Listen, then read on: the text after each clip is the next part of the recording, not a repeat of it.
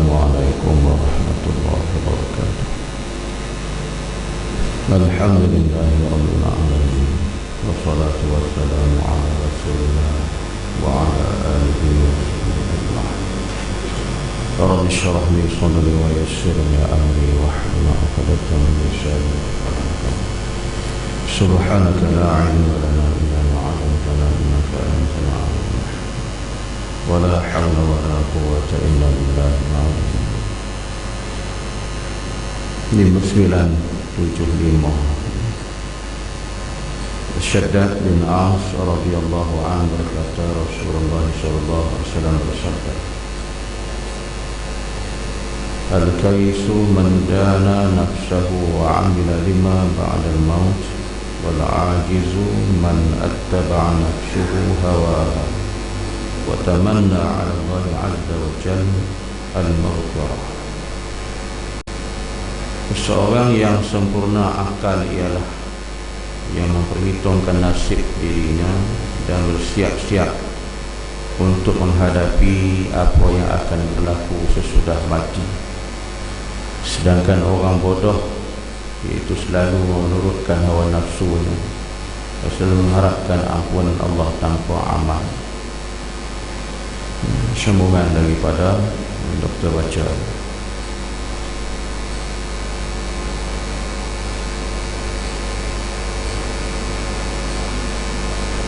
Jadi kita bagi orang yang mempunyai pemikiran yang sempurna, orang yang mempunyai pemikiran yang baik, maka kita selalu mengingati dan selalu kita merenung, bertafakur, bersiap diri dengan amal-amal yang soleh. Sebab apa? Bekalan yang kita buat ini akan menjadikan kemanfaatan apabila kita dipertemukan dengan Allah nanti. Jadi bila kita tak ada persiapan menghadapi hari yang kita akan bertemu dengan Allah, ada satu yang amat menyiksakan, tuan-tuan. Jadi sebab itu kata Nabi daripada riwayat ini, seorang yang sempurna akal ialah memperhitungkan nasib dirinya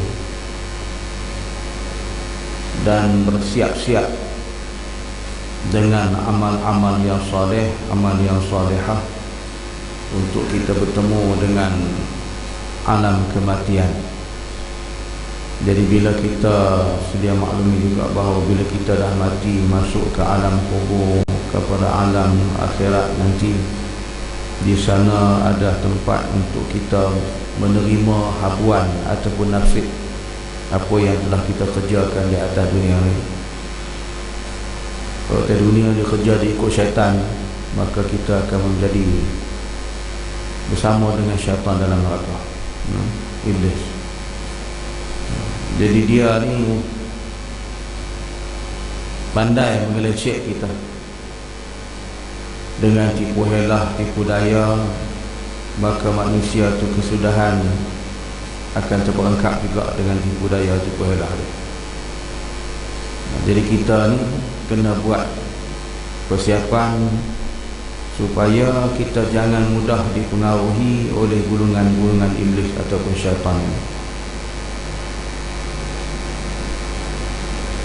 Jadi dia itulah kerja ni sepanjang masa, duk cari jalan macam mana nak menjahanamkan di kalangan orang yang beriman.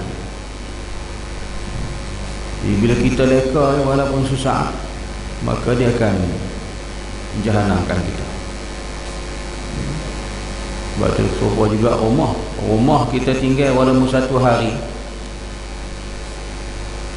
dia masuk ni datang, bukan dia kira. Jadi tengok rumah kosong. Itu yang kita, terutamanya rumah-rumah yang baru kita beli, kan? Yang baru kita beli, yang baru kita terima kunci, dia tak boleh apa nama Tak boleh kita masuk macam tu je. Dia ada cara kaedah. Di segi kaedah dalam alternatif perawatan dalam Islam, dia kena pergi bersih. Bersih bukan dekat sapu sampah. Dia kena bersih, buang benda-benda tu. Sebab kalau kita masuk gitu saja memang masalah. Kita duduk jadi masalah. Macam-macam masalah.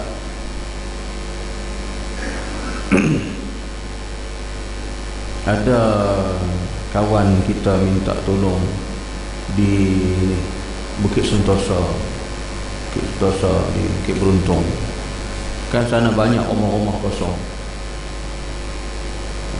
Orang beli tapi orang tak nak duduk, lepas tu tinggal kosong. Sampai rumah tu dipenuhi dengan lalang, dipenuhi dengan pokok-pokok besar. Kemudian dia jual. Ada yang bank lelong murah-murah tu. Sekarang ni mahal lah, tu hari murah. Jadi kawan kita beli. Bila beli dia kata, oh tak boleh duduk dia kata. Macam-macam hal. Malam-malam tu atas bumbung tu berlari rayuh main atas bumbung.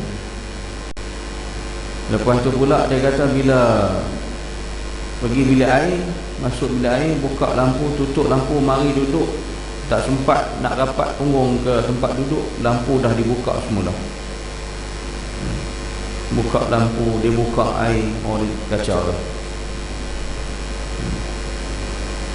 Jadi kesudahan anak-anak semua pakat berhimpun tidur dengan dia di ruang tamu. Anak isteri pakat tidur sekali di ruang tamu. Jadi dia bertahan sampai sebulan macam tu. Lama kelamaan dia kata tak boleh jadi, tak tahan. Jadi itulah dia, ada orang dia kata minta tolong. Jadi saya pergilah tengok rumah. Pergi tengok, supaya saya buat apa yang boleh ikhtiar kita untuk buang benda-benda tu. Lebih kurang 3 bulan jadi balik. Lepas tu dia datang balik, dia kata jadi pula dia. Dia pergi kali yang kedua buat pula. Buat kali yang kedua lepas saya buat apa semua. Besok pagi dia bangun. Sebab dia bangun awal, pukul 5 pagi dia bangun. Dia buka pintu, duduk depan pintu pagar. Dengan besarnya, dengan hitamnya, dia kata duduk tunggu depan pintu pagar.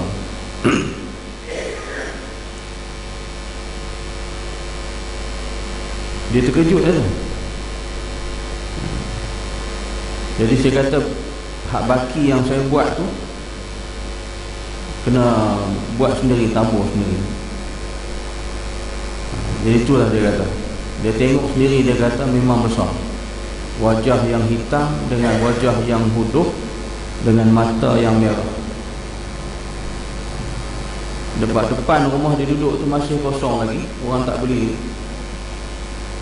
Sampai pokok, entah apa pokok tumbuh dalam rumah. Bayang, lama orang tinggal. Jadi itulah keadaan. Benda ni memang dia duduk. Tu yang kata tunggu tu, kalau tinggal 1 hari pun dia masuk. Jadi sebab tu kita beli rumah baru ke apa semua, kita kena buang, pulihkan benda. Sebab di kawasan Seri Gombak atas ni pun, area ni, pasal 7, pasal 9 yang baru buka, saya mari duduk di kawasan ni dulu. Semua atas tu semua hutan getah kan, hutan getah tu.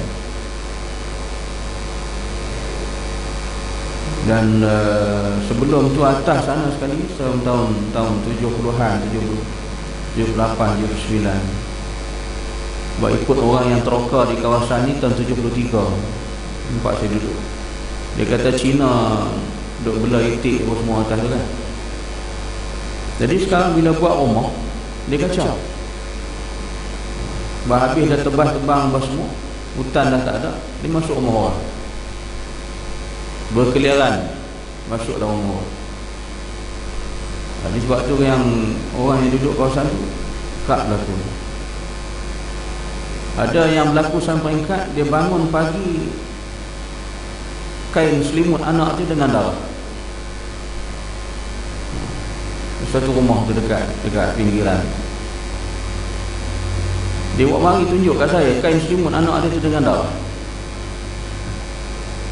Dia kata tak tahu nak buat macam mana. Bangun anak dia malam tidur tak boleh, bila bangun pagi tengok kain selimut ada darah.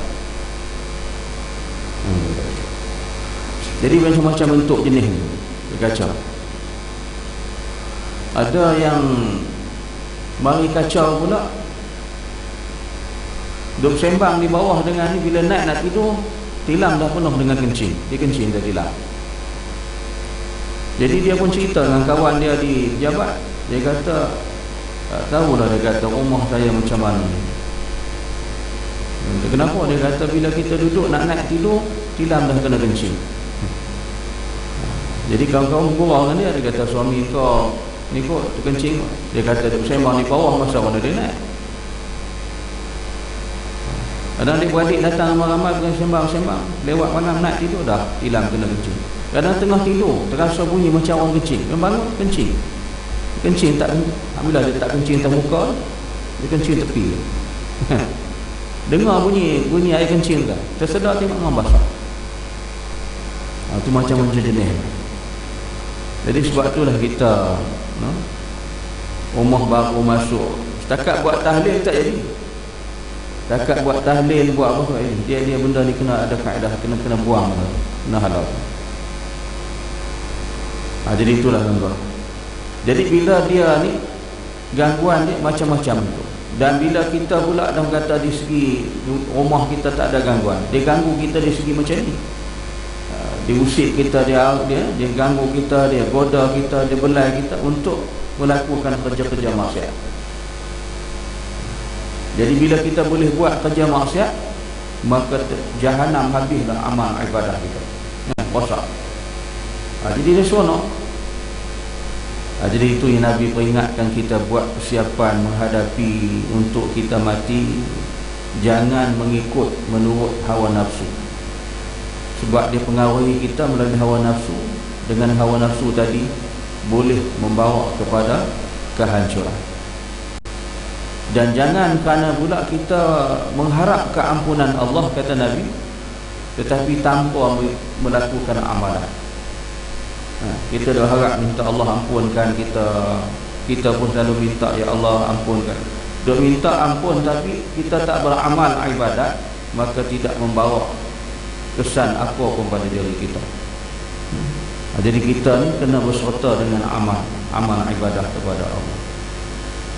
Jadi itulah, ingat bahawasanya persiapan yang Nabi suruh ini bagi kita yang berakal, buatlah persiapan sebanyak-banyaknya. Jangan jadi orang yang menyesal kemudian. Dan satu lagi, Nabi Isa bin Maryam alaihissalam berkata, laisal ajabu mimman halaka kaifa halaka walakinnal ajaba mimman taja kaifa naja. Bukannya yang ajaib daripada orang yang binasa bagaimana ia menjadi binasa, tetapi yang ajaib itu ialah orang yang selamat, bagaimana ia dapat selamat. Ini kata Nabi Isa, ya.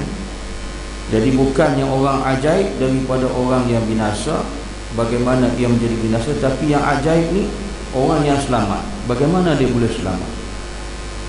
Boleh selamat daripada gangguan ataupun godaan iblis, syaitan, laknatullah. Jadi keajaiban itu adalah bergantung di atas amalan dan kekuatan kita beribadat kepada Allah. Itulah keajaiban yang boleh mengatasi akan iblis, laknatullah. Kalau kita tak buat amal ibadat, kita tak akan berjaya untuk mengalahkan dia. Kita kena rajin beramal ibadat kepada Allah. Al-Quran dibaca selalu. Nabi pun suruh ajar, suruh didik anak-anak kita dengan 3 perkara. Adibu awlad awladakum bisalas. Nabi kata ajarlah anak kamu tu dengan 3 perkara. Yuhbi kasih sayanglah kamu dengan Nabi. Kemudian didik anak kamu tu dengan kasih sayang ke Nabi. Sayang Nabi ni ikut perintah dan melaksanakan apa Nabi bawa. Hubbi nabiyikum wa hubbi ahli baiti, kasih sayang kepada ahli bait. Ahli bait ni keturunan Rasulullah. Itu kita kena baca balik sejarah. Dan yang ketiga, wa tilawatil Quran. Ajarlah anak kamu membaca Al-Quran. Bukan baca Quran dekat di masjid, kita baca di rumah. Dengan baca di rumah tu, mudah-mudahan itulah yang boleh menjadikan benteng kubu daripada gangguan iblis laknatullah.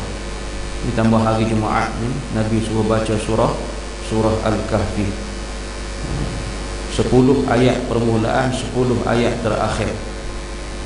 Baca berhabis lagi baguslah kan, tapi di segi yang Nabi tuntut tu baca 10 di awal, 10 di akhir. Allah menyambungkan cahaya hari Jumaat ni dengan cahaya Jumaat sambung besok yang akan datang minggu depan. Dan disebut dalam kitab Hidayatus Syarikin, dipancarkan cahaya bacaan itu sampai ke Makkahul Mukarramah, InsyaAllah. Ini kebaikan kita. Jadi kita dah baca Yasin kan. Jadi yang tuntut sebenarnya malam Jumaat baca, dan pagi Jumaat boleh lagi disambung dengan surah Al-Waqi'ah. Ini ayat-ayat Quran menjadikan perisai. Sebab syurga itu diliputi dengan kesukaran, sedangkan mereka diliputi dengan syahwat dan kesukaan. Dan pada tiap-tiap orang ada syaitan yang berbisik, memujuk, dan malaikat yang mengingatkan. Sedangkan syaitan selalu memujuk dan menipu, sedangkan malaikat selalu melarang, mencegah. Maka mana yang disetujui oleh hawa nafsu, maka itulah yang berlaku, baik ataupun buruk, taat ataupun maksiat. Jadi kita ni duk berlawan. Dalam diri kita dibisikkan oleh iblis, syaitan. Yang malaikat dia bisik suruh buat baik, yang dia ni pula dia bisik untuk melakukan kejahatan. Jika dalam perkara ini nafsu manusia itu dia mengikut kata-kata, seruan ataupun bisikan malaikat, selamatlah kita. Tapi kalau dia tak ikut apa yang malaikat bisik, ikut syaitan, iblis, jahanamlah kita. Ingat, asy-syaitanu ya'idukumul faqr. Syaitan menjanjikan kefakiran. Kita tak akan selamat, tak akan senang kau. Jadi itulah buat persiapan. Wallahu a'lam. InsyaAllah sambung. Subhanakallahumma wa bihamdika, asyhadu an la ilaha illa anta, astaghfiruka wa atubu ilaik. Bismillahirrahmanirrahim. Wal 'asril insana lafi khusr illa alladziina aamanu wa 'amilus shalihaat wa tawassaw bil haqqi wa tawassaw bis sabr. Shadaqallahu 'azim. Assalamualaikum warahmatullahi wabarakatuh.